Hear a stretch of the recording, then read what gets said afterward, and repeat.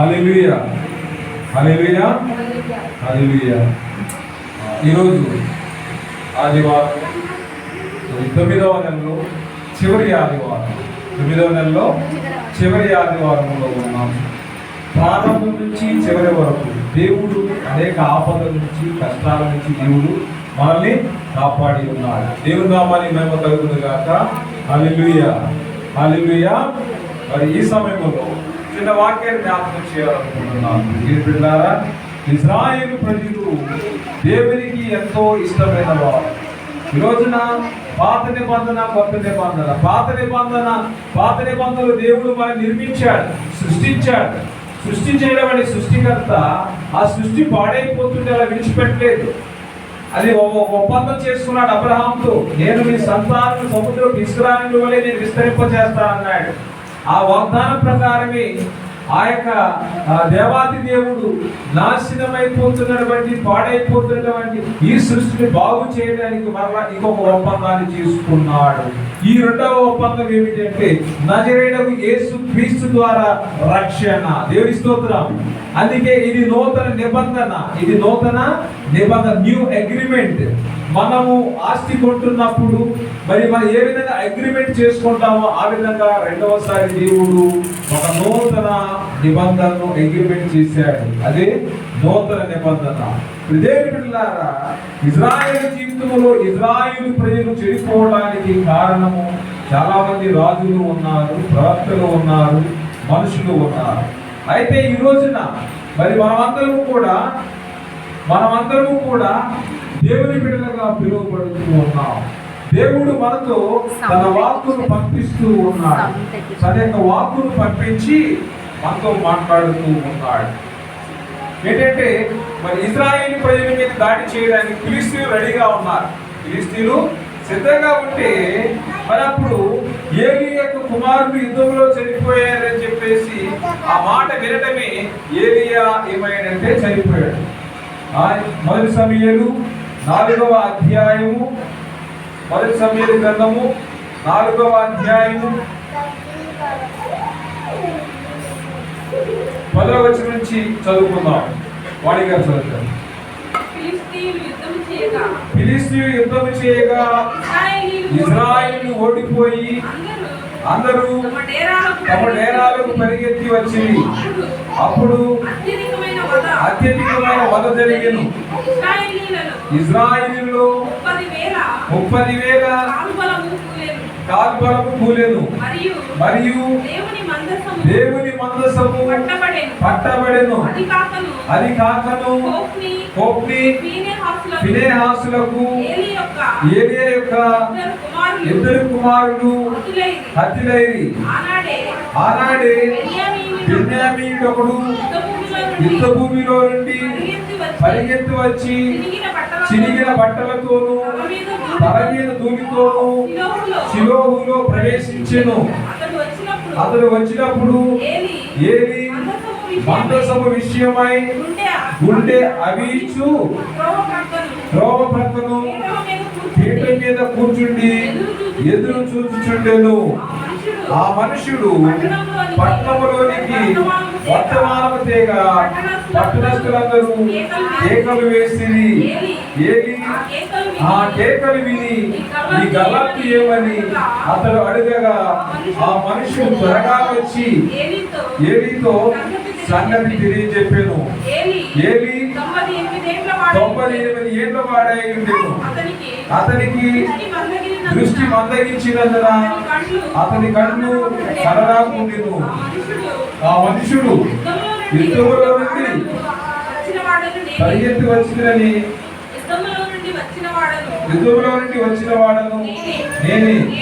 నేడు యుద్ధములో నుండి పరిగెత్తి వచ్చినని ఏలీతో అనగా అతడు నాయనా అక్కడ ఏమి జరిగినని అడిగాను.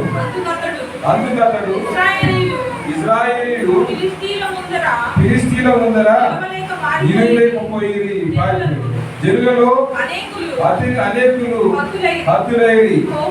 హోఫ్నీ ఫీనెహాసు నీ 2 కుమారులు హతులైరి. మరియు దేవుని మందసము పట్టబడినని చెప్పాను. దేవుని మందసమును మాట పలుకగాని ఏలి ద్వారము దగ్గరనున్న పీట మీద నుండి వెనుకకు పడి మెడ విరిగి చనిపోయాను. దేవునికి స్తోత్రం. దేవుడారా, ఏలీకి ఎంత బాధ చూడండి. దేవుని యొక్క మందసము పట్టబడింది అనే విషయం తెలియగానే వెంటనే ఏమైపోయింది? ఆయనకు మాట లేదు. ఆ యొక్క భయము, ఆందోళన ఏంటంటే నా యొక్క దేవుని యొక్క మందసము అన్యుల చేతిలో పట్టబడిందనే బాధ చేత ఆ కొడుకులు చనిపోయిన బాధపడినప్పుడు చనిపోలేదు. కానీ ఆ మందసం, ఆ 18వ వచనంలో చూడండి, ఆ దేవుని మందసము అనే మాట అతను పలుకగాని ఏలి ద్వారము దగ్గర ఉన్న పీఠ మీద వెలుగు పడి మెడ విరిగి చనిపోయింది. అంటే దేవుని యొక్క సన్నిధిలో దేవుని యొక్క వాక్యాన్ని దూషించేవారు, ద్వేషించేవారు నానాటికి పెరిగిపోతూ ఉన్నారు. ప్రపంచంలో ఎలా ఉందంటే ఈ రోజుల్లో చూస్తున్న బైబిల్ మీద పాస్ పోయిందా అంటున్నారు, తగలబెట్టిందా అంటున్నారు. ఇది ఏమో క్రూరమైన పుస్తకమా అంటే ఇది ఒక క్రూరుణ్ణి మంచివాడిగా చేసి ఒక పాడైపోతున్నటువంటి జీవితానికి నిర్దేశకులు చేసేటువంటి పుస్తకం. ఇది పాపులను మార్చేటువంటి పుస్తకం. మరి ఈ రోజున మనం నేర్చుకోవాల్సింది ఏమిటి అంటే ఇక్కడ ఈ యొక్క గ్రంథము మన యొక్క జీవితాలను మారుస్తూ ఉన్నది. ఇక్కడ ప్రభు మనతో మాట్లాడుతూ ఉన్నాడు. సో దేవుడు మనతో మాట్లాడకపోతే మనం ఎవరు కూడా ఆయన మాటను వినలేము. ఈ రోజున ఏది దేవుని యొక్క సన్నిధిలో ఉండి దేవుని యొక్క పని చేస్తూ అనేక మందిని దేవుని దగ్గరకు నడిపిస్తూ ఏం చేశాడు ఆయన? అనేక మందికి ప్రతిరోజు కూడా నైవేద్యమును ఇచ్చేవాడు. దేవుని యొక్క నైవేద్యమును ఇచ్చేవాడు. సో మరి ఈ రోజున తన కొడుకులు చనిపోయేటటువంటి బాధ లేదు, కానీ దేవుని యొక్క మనస్సు గురించే చాలా బాధపడి ఉన్నాడు. తర్వాత 19వ వచనం చూస్తే ఏలీ కోడలకు ఫినెహాసు భార్యకు అప్పటికి గర్భము కలిగి కను వృద్ధులై ఉండగా దేవుని యొక్క మందస్సు పట్టబడిననియు తన మామయ్య తన పెనిమిటియు చనిపోయినని ఆమె విని నొప్పులు తగిలి లోకాల మీద కురిగి ప్రసవమాయింది. ఆమె కూడా తప్పించిపోయింది, చలించిపోయింది. ఆమె మృతులుగా దగ్గర నిలిచిన స్త్రీలు ఆమెకు భయపడవద్దు, కుమారుని కంటివల్లిది. కానీ ఆమె ప్రత్యుత్తరమేకు లక్ష్య పెట్టకి వదిలితే దేవుని మందసము పట్టబడిన సంగతిని తన మామయ్యు పెనిమిటియు చనిపోయిన సంగతి తెలుసుకొని ప్రభావము ఇశ్రాయేలు నుండి పోయినని చెప్పి తన బిడ్డకు ఇకాబోదు అని పేరు పెట్టెను. ఇకాబోదు అనగా ప్రభావము పోయేను. ఇకాబోదు అంటే ఏంటి? ప్రభావము పోయేను. సో ఇప్పుడు ఆ దేవుని మందసము పట్టబడిపోయినందున ప్రభావం ఇజ్రాయేల్ నుండి చెరపట్టిపోయిందని ఆమె చెప్పారు. ఈ విధంగా దేవులారా దేవుని యొక్క శక్తిని పొందుకునే మనము దేవుని యొక్క శక్తిని కొన్నిసార్లు మన నుంచి మనము పోగొట్టుకుంటూ ఉన్నాము. దేవుడు తన శక్తిని, పరిశుద్ధాత్మను దేవుడు మనకు అనుగ్రహిస్తే ఈ రోజున మనం ఏం చేస్తున్నాం? దాన్ని పోగొట్టుకుంటూ ఉన్నాము. అదే విషయాన్ని మనం 12 సంవత్సరాల నుంచి రక్తస్రావంతో బాధపడుతున్న స్త్రీ ఆ యొక్క శక్తిని ఏ విధంగా పొందుకుందాం మనము లూకాసు వార్తలో చదవచ్చు. లూకాసు వార్తలో చూడండి, లూకాసు వార్త 8వ అధ్యాయంలో మనం చదువు 12 నాయకుడు. అప్పుడు 12 ఏళ్ల నుండి రక్తస్రావం ఉన్న స్త్రీ ఎవరి చేతను స్వస్థతనొందనిదై ఆయన వెనుకకు వచ్చి ఆయన వస్త్రపు చెంగు ముట్టిన వెంటనే ఆమె రక్తస్రావము నిలిచిపోయేను. నన్ను ముట్టినది ఎవరని యేసు అడగగా అందరూ మేము ఎరుగమన్నప్పుడు పేతురు ఈనవాడా జనసమూహులు కిక్కిరిసి నీ మీద పడుచున్నారనగా యేసు ఎవడో నన్ను ముట్టెను, ప్రభావం నాలో నుండి వెడలిపోయినదని నాకు తెలిసినదని. దేవునికి స్తోత్రం. ఇప్పుడు ఆయనకు అయిపోయింది. ఆయన యొక్క శక్తి ఏ విధంగా తనలో నుంచి వెళ్ళిపోయిందో ఆయనకు అర్థమైంది. మరి వెంటనే ఆ యొక్క శక్తి అంటే ఈ రోజున మనము దేవుడు మనకు అనుగ్రహించేటువంటి శక్తిని మనము పొందలేకపోతున్నాము. దేవుడు మనకి ఇచ్చేటువంటి శక్తిని మనము పొందలేకపోతూ ఉన్నాము. ఎందుకంటే చాలా సార్లు ఇక్కడ మనం గమనించాల్సింది ఏంటంటే దేవుడు మనకి అనేక విధాలుగా మాట్లాడుతుంటే మనము జాగ్రత్తగా ఉండలేదు. హాస్పిటల్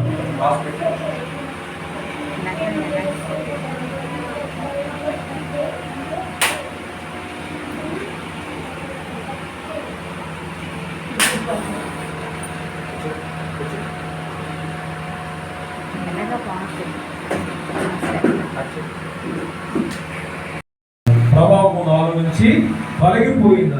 అంటే శక్తిని ఆయన కోల్పోయాడని ఆయన వెంటనే అర్థమయ్యింది. అంటే ఈ రోజున ఎంతమంది క్రైస్తవులుగా పిలువబడుతున్నాం మనం? ఆ దేవుడు మనకు అనుగ్రహించినటువంటి శక్తి విషయంలో ఏ మాత్రము కూడా భయం లేకుండా, అంటే ఏ శక్తిని కోల్పోతూ ఉన్నాం. పాపంలో పడడం వల్ల ఆ ప్రభావం పోతూ ఉన్నది, ఆ యొక్క శక్తి పోతూ ఉన్నది. ఎందుకంటే ఈ లోక సంబంధమైనటువంటి దేవత మనకి ఏమి కలుగజేసింది? గుడ్డితనము కలుగజేసినది. రోమీయులు రాసిన 2 కొరింథీయులకు రాసిన లేఖ 4వ అధ్యాయంలో చదువుతూ ఉన్నాం. అక్కడ 4వ వచనంలో చదువుతూ ఉన్నాం. దేవుని స్వరూపి అయిన 2 కొరింథీయులకు రాసిన 4వ అధ్యాయం 4.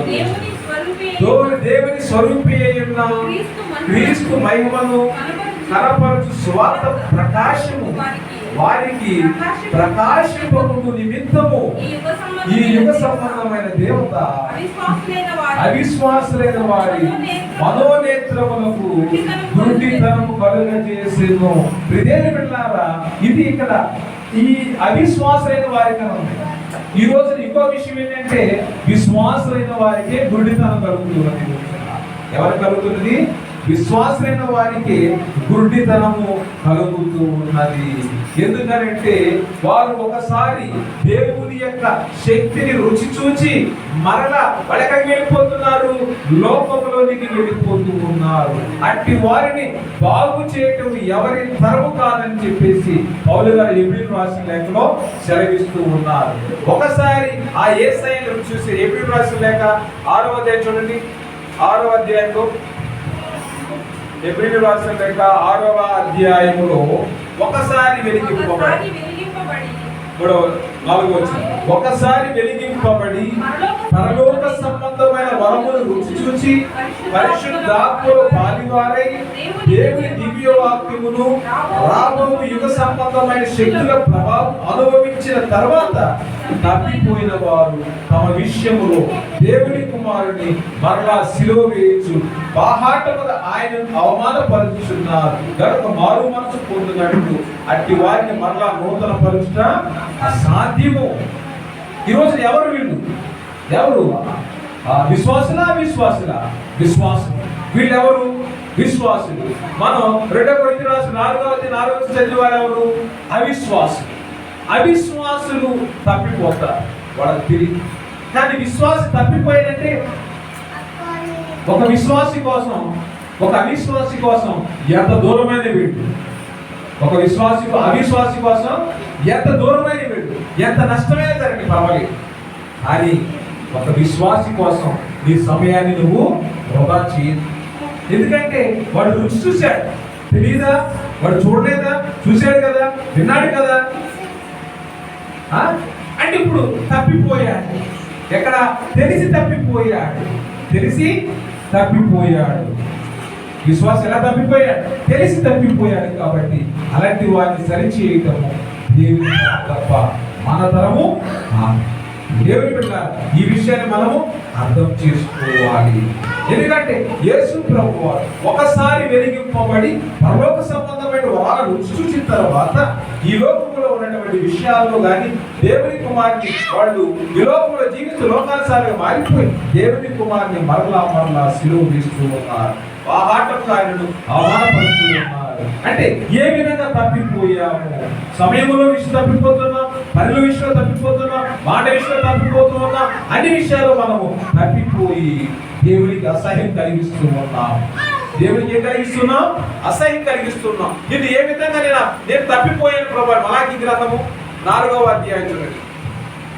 మలాకి 4వ అధ్యాయంలో ఒక మాట ఏంటంటే, మనుషులు కాబట్టి ఈ యొక్క మాటను మనం ఒకసారి జ్ఞాపకం చేసుకోవాలి. 4వ అధ్యాయంలోనే ఉంది. మలాకి 4లో మరి ఇక్కడ రెండవ అధ్యాయం వచ్చింది 17 వచ్చింది. మలాకి 17 వచ్చింది.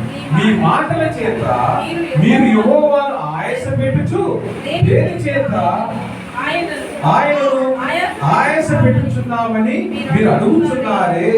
దుర్మార్గులు యెహోవా దృష్టికి మంచివారు, వారి యందు ఆయన సంతోషపడును, లేక న్యాయకర్తయగు దేవుడు ఏమాయను అని చెప్పుకోవడం చేతనే మీరు ఆయనను ఆయాసపెట్టుచున్నారు.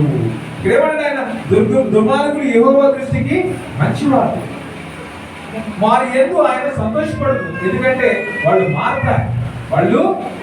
దేవుడు పట్టుకుంటాడు, వారిని దేవుడు పట్టుకుంటాడు. లేక న్యాయకర్తయగు దేవుడు ఏమాయను అని చెప్పుకోవడం చేతనే మీరు ఆయనను ఆయాసపెడుతున్నారు. ఏమైపోయాడు ఈ దేవుడు? నాకు ఈ శ్రమ వచ్చింది, ఈ బాధ వచ్చింది అని చెప్పి దేవుడు ఏం చేస్తున్నారు? వీళ్ళు నిందిస్తూ ఉన్నారు, విమర్శిస్తూ ఉన్నారు, నిందిస్తూ ఉన్నారు, హేళన చేస్తూ ఉన్నారు. వీళ్ళు ఏం చేస్తున్నారంట?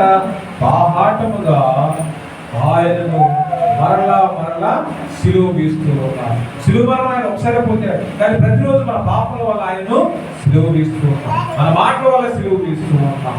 కాబట్టి ఈ విషయంలో అంటే ఇక్కడ దేవుని కుమారుని మనము బాహాటముగా సిలువ వేస్తూ ఆయనకు ఆయాసము కలిగిస్తూ, ఆయాసం అంటే అలసిపోవడం కాదు, ఇక్కడ అసహ్యము. ఆయన ఏం కలిగిస్తున్నాం? అసహ్యం కలిగిస్తున్నాము అని వాక్యం సెలవిస్తూ ఉన్నది. అందుకే ఆయన అంటున్నాడు, అయితే ఆయన వచ్చే దినము ఎవరు సహింపగలరు, ఆయన అగుపడగా ఎవరు ఓర్వగలరు. ఆయన కంసాలి అగ్ని వంటి వాడు, చాకలి వారి సబ్బు వంటి వాడు, వెండిని శోధించి నిర్మలం చేయవాడు అయినట్లు కూర్చనీయుడును. లేవీయులు నీతిని అనుసరించి యెహోవాకు నైవేద్యములు చేయనట్లు వెండి బంగారమును నిర్మలము చేయని ఆయన వారిని నిర్మలులను చేయును. ఎవరైతే ఆయన మాట వింటారో వారందరినీ కూడా ఆయన నిర్మలముగా చేస్తాడు. ఒక సబ్బు శుద్ధి చేయలేదండి, ఒక బంగారాన్ని శుద్ధి కంసాలు వారి తరం కాదు, కానీ ఆయన నిన్ను పరిశుద్ధంగా, పవిత్రముగా, నిష్కలంకంగా నేను తయారు చేస్తానంటున్నాడు. కాబట్టి మనము పొందినటువంటి శక్తిని మనము కోల్పోకూడదు. ఎందుకంటే మరి మనమందరం కూడా ఆయన మాటలు విన్నప్పుడు, ఆయన ఆజ్ఞలను గైకొన్నప్పుడు మనమందరము కూడా ఆయన యొక్క ఆశీర్వాదము పొందుకుంటాము. దేవుని పిల్లారా, మరి ఇక్కడ 12వ వచనము, 3వ అధ్యాయము 12వ వచనం, అప్పుడు ఆనందకరమైన దేశములో మీరు నివసించు కనుక అన్ని జనులందరూ మిమ్మల్ని ధన్యులందరని, ధన్యులందరని సైన్యములకు అధిపత్యము యెహోవా సెలవిచ్చుచున్నాడు. మరి ఇక్కడ అప్పుడు ఆనందకరమైన దేశములో మీరు నివసించు. ఎక్కడ ఉంటారు మీరు? ఆనందకరమైన దేశంలో ఉంటారు. అన్ని జనులందరూ మిమ్మల్ని ధన్యులందరని సైన్యములకు అధిపతి యెహోవా సెలవిచ్చుచున్నాడు. మరి కొన్ని విషయాలు మనము మన ఇష్టానుసారంగా మాట్లాడినప్పుడు దేవుడు అన్ని కూడా మరి ఆయన చూస్తూ ఉన్నాడు, ఆయన వింటూ ఉన్నాడు. కాబట్టి మరి ఈ రోజున మనము ఆయన పరిశుద్ధ స్థలములో ఆయన్ని స్తుతించాలి, ఆయన మందిరములో ఆయన్ని ఆరాధించాలి. కాబట్టి ఈ రోజున ఇకాబోదు అంటే ఆ యొక్క దేవుని శక్తిని పోగొట్టుకున్నారు ఇశ్రాయేలీయులు. ఇప్పటికో దేవుని యొక్క శక్తిని, దేవుని యొక్క ప్రభావము దేవుడు వారితో ఉండి యుద్ధాలు చేశారు. దావీదు ఏ పాటి వాడు గొర్రెలు కాసుకుని చిన్నపిల్లవాడు తీసుకొచ్చి యుద్ధం చేయబడి చేశాడు. సో అంటే అప్పుడు దేవుడు శక్తివంతుడుగా ఇశ్రాయేలు మధ్య దేవుడు ఉన్నాడు అని ఫిలిష్తీయులకు నిరూపించుకున్నాడు. అదే ఫిలిష్తీయులు వీళ్ళ యొక్క దండును దాడి చేసి హతము చేసినప్పుడు భయపడిపోయారు. ఏలియా కొడుకులు చనిపోయారన్న బాధ కంటే కూడా దేవుని మందసము, నా యొక్క దేవుని మందసము ఐగుప్తు దేశములో నుంచి నా పితరులను రక్షించిన దేవుని మందసం పట్టబడింది, నా యొక్క దేవుని యొక్క ఆజ్ఞ పట్టబడింది బాధకు ఏలియా మరి వెనుకకు పడి వెడవేసి చనిపోయాడు. ఈరోజు ప్రభు కొరకు జీవించే మనసు నీకుందా? ఎంత 12 సంవత్సరాల నుంచి ఆమె ఎంతో మంది దగ్గరకో పెరిగిందంట.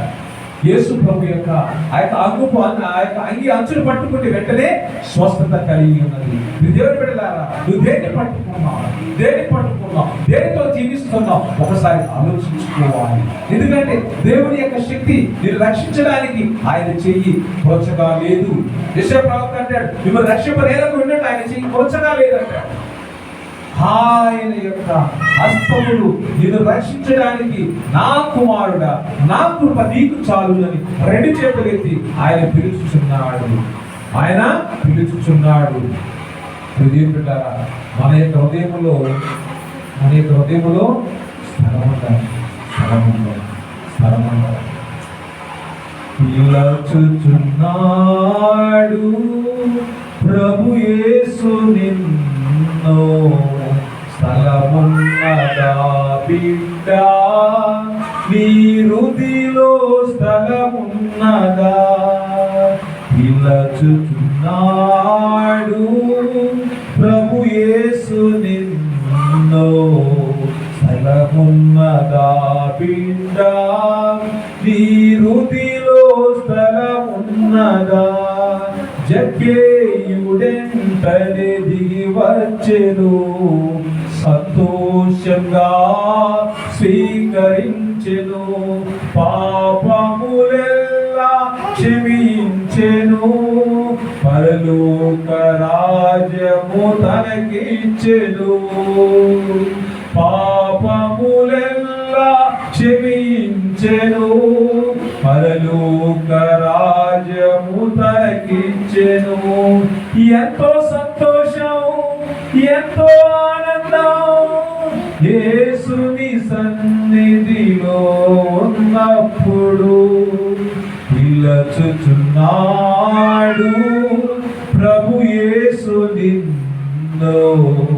స్థలమున్నదా బిడ్డ, నీ హృదయలో స్థలమున్నదా? నీ హృదయలో స్థలమున్నదా? అంటే దేవుడు నిన్ను రక్షించగా పోవడానికి ఆయన చేతులు పుట్టిగా, ఆయన గుడ్డివాడా? ఏమి ఆయన కనులు నిన్ను చూడకుండా చేసేయంటే నీకు పట్టినటువంటి అంధకారం, నీకు ఉన్నటువంటి లోకానుసారమైనటువంటి రోగము ఆయన నిన్ను చూడకుండా అడ్డుకుంది. ఇప్పుడు నా కళ్ళజోడు ఉందండి, బెస్ట్ ఎగ్జాంపుల్ చెప్తున్నాను. నా కళ్ళజోడు ఉంది, ఇది నేను పెట్టుకుంటే ఈ బైబిల్ చదవలేదు. అందరికి ఆశ్చర్యంగా ఉంటుంది, ఏం పాస్టర్ గారు కళ్ళజోడు పెట్టుకుని చదవని ఏమంటారంటారు. అంటే నాకు ఉన్నటువంటి యొక్క దృష్టిలోపము దగ్గరగా ఉన్నటువంటి వాటిని, దూరంగా ఉన్న వాటి కోసం ఈ కళకు. అంటే దేవుడు మన దగ్గరగా ఉంటే ఆయన్ని ఏమవుతున్నప్పుడు ఏం చెప్పాడు? దగ్గరగా నేను ఈ కళ్ళజోడు పెట్టుకుని చదవలేదని చెప్పాడు. అంటే నేను చూడలేకపోతున్నా నష్టాన్ని. దేవుడు మన దగ్గర ఉంటే మనం ఏం చేయబోతున్నాం? చూడలేకపోతున్నాం. We are unable to see God. అంటే దేవుడు దగ్గరకు వచ్చాడు కాబట్టి నీకు చులకనైపోయాడా? దేవుడిని దగ్గరకు వచ్చాడు కాబట్టి నీకు చులకనైపోయాడా? ఆ స్త్రీ 12 సంవత్సరాల స్త్రీ ఏం చేసింది? ఆరాటపడింది, ఆశపడింది, ఎదురు చూసింది. ఎప్పుడు నేను ఆయన యొక్క వస్త్రాన్ని ముట్టుకోవాలని ఆశ కలిగి ఆయన యొక్క వస్త్రాన్ని ముట్టుకుంటే వెంటనే స్వస్థత కలిగింది. దేవుని స్తోత్రం, హల్లెలూయా, హల్లెలూయా. జక్కయ్య ఆశపడ్డాడు చూడాలని. వెంటనే ప్రభు ఆయన్ని చూశాడు. ఎవరు చూశారు? ఆయన చూడాలనుకుంటే ప్రభువే చూశాడు. జక్కయ్య చెప్పు దిగురా. అంటే ఇప్పుడు మనము దేవుడు చూడకుండా నీతి అనేటువంటి వస్త్రము కాకుండా పాపము అనేటువంటి మురికి బట్టలు వేసుకుంటున్నాము. రోజున మన నీతి దేవుని ముందర ఎలా ఉందంట? మురికి గుడ్డల్లా.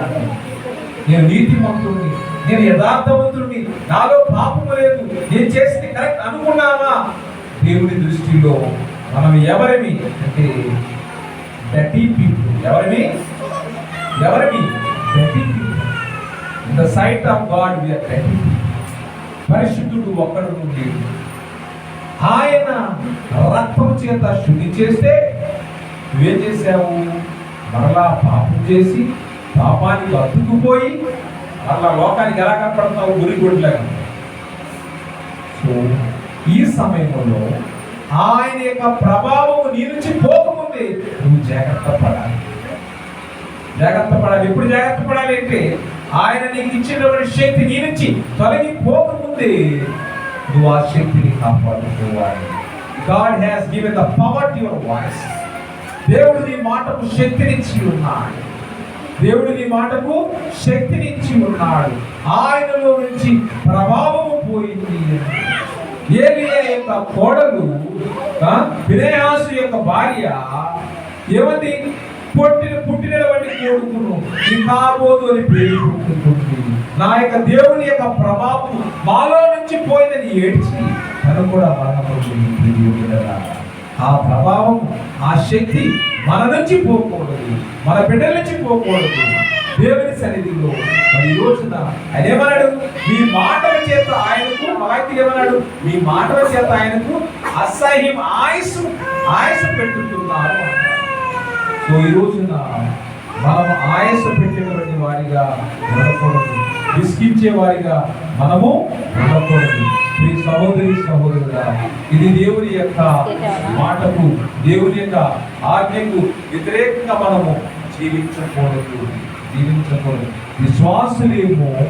విశ్వాసులేమో బహిరంగంగా మనిషి కుమారుని శిలువ వేస్తూ ఉంటే, జ్ఞానము లేకుండా అవిశ్వాసులేమో దేవుని యొక్క గొప్పతనాన్ని చూడలేకపోతూ ఉన్నారు. ప్రియ సహోదరుడా, మరి ఈ రోజున దేవుడు మనతో మరి ఈ యొక్క సమూయేలు యొక్క కోడలు ఏలియా యొక్క కోడలు అంటే ఏలియా యొక్క కోడల ద్వారా మనకి ఆ యొక్క దేవుని శక్తిని కోల్పోకుండా ఉండాలి అని జ్ఞాపకం చేస్తూ ఉన్నాడు. నువ్వు ఏ స్థితిలో ఉన్నా, ఏ పరిస్థితిలో ఉన్నా, ఆయనతో ఉన్నటువంటి స్థితి నిన్ను మార్చు. రెండు విషయాలు జ్ఞాపకం చేసుకోవాలి. What is your condition before coming to God? క్రీస్తులో రావడానికి ముందు నీ స్థితి ఎలా ఉంది? Now what is your present condition? What is right now? What is your condition in Christ? నీ యొక్క క్రీస్తులో నీ స్థితి ఎలా ఉంది? రాకముందు ఎలా ఉంది, ఇప్పుడు ఎలాగా ఉంది? రెండు ఈక్వల్ గా ప్యారలల్ గా ఉన్నాయి అనుకోండి. There is no use of coming to church. దేవుని మందిరానికి రావాల్సినటువంటి అవసరము. నీ స్థితి మారాలి, నీ జీవితం మారాలి. ఎందుకంటే మార్చేవాడు ఆయన. మారాల్సింది. మారడానికి బంగారాన్ని అగ్నిలో వేస్తే ఏమైపోతే కరిగిపోతుంది. సో ఇప్పుడు క్రైస్తవుడు కూడా క్రీస్తు మార్పు వెళ్ళినప్పుడు కరిగిపోవాలి. పాప జీవితం అంతా కూడా కరిగిపోవాలి, మెల్ట్ అయిపోవాలి. అప్పుడే నూతనంగా నేను ఫామ్ చేయడానికి ఒక అవకాశం ఉంది. నీకు ఒక రూపం ఇవ్వాలంటే నువ్వు కరిగిపోవాలి. మెల్ట్ అయ్యే స్వభావం నీలో ఉండాలి. కొవ్వొత్తి కరిగితేనే కానీ మనకు వెలుగు ఉండదు. అదేవిధంగా పాపి తన మనసు మార్చుకుంటేనే కానీ పరిశుద్ధుడు కానేరడు. పరిశుద్ధంగా జీవించాలి అంటే అది క్రీస్తుతోనే సాధ్యం. క్రీస్తు లేకుండా ఎవరు కూడా పరిశుద్ధులు కానేరరు. కాబట్టి పరిశుద్ధ జీవితానికి ఆటంకం వచ్చేటువంటి ప్రతి ఒక్క కార్యములు కూడా మనము తీసివేయాలి. నా దేవుడు మరి ఈ రోజున మనల్ని రక్షించడానికి తన చేతులు కొరచగాలి అని సెలవిస్తూ ఉన్నాడు. నా ప్రియ సహోదరుడా, ఇకాబోదని నిన్ను పిలవకూడదు. నువ్వు ఇకాబోదు కాదు. ఎందుకంటే ఆయన శక్తిని నువ్వు కోల్పోకూడదు. ఆయన యొక్క శక్తి కలిగి మనకు బలమైనటువంటి కార్యములు చేయాలి. యెహోవా యొక్క వాక్కు చేత వారు నూతన బలము పొంది పక్షి రాజులు అనే వారు పైకి ఎగురుచుంది. ఎవరంటే నువ్వు నేను దేవుని యొక్క వాక్యాన్ని కలిగి జీవించాలని ప్రభు పేరిట తెలియజేస్తున్నారు. ఆ ప్రభు ఎన్నో కార్యములు నీలో చేయాలనుకుంటున్నారు. మరి ఈ లోక సంబంధమైనటువంటి మరి ఈ లోక సంబంధమైనది ఏం చేశాయి? దేవతలు ఏం చేశాయి? గురుడితనం కలిగిస్తున్నాయి. కాబట్టి ఆత్మీయ అంధకారాన్ని మనము తొలగించుకోవాలి. జక్కయ్య ప్రభుని చూశాడు. ప్రభుని చూసిన వెంటనే తన జీవితం మారిపోయింది. ఎన్నో జీవితాన్ని దేవుడు మార్చాడు. నీ జీవితాన్ని దేవుడు మార్చాడు. మరలా నువ్వు నేను ఎందుకు పాపంలో వెళుతున్నా, ఎందుకు లోకం వైపు పరుగులు తీస్తున్నావు? మళ్ళీ మనం పరిశీలన చేసుకోవాలి. ఇంట్రాస్పెక్షన్ అనేది చాలా ఇంపార్టెంట్. ఆత్మ పరిశీలన చేసుకోవాలి. ప్రభుత్వం మనం ఎలా ఉన్నామని ఆత్మ పరిశీలన చేయాలి, పరీక్షించాలి. పరీక్షలో నెగ్గకపోతే మనం ఫెయిల్ అయిపోతాం. జీవితంలో నువ్వు క్రైస్తవ జీవితంలో ఫెయిల్ అయ్యావా, పరలోకం నుంచి నువ్వు త్రోసివేయబడతారు. దేవుడు తనతో ఉన్నటువంటి దేవదూతలు సైతం కూడా దేవునికి వ్యతిరేకించినప్పుడు పరలోకంలో ఉండడానికి ఇష్టపడకుండా అంతులేని అగాధంలోనికి లూసిఫర్ను తోసివేశారు.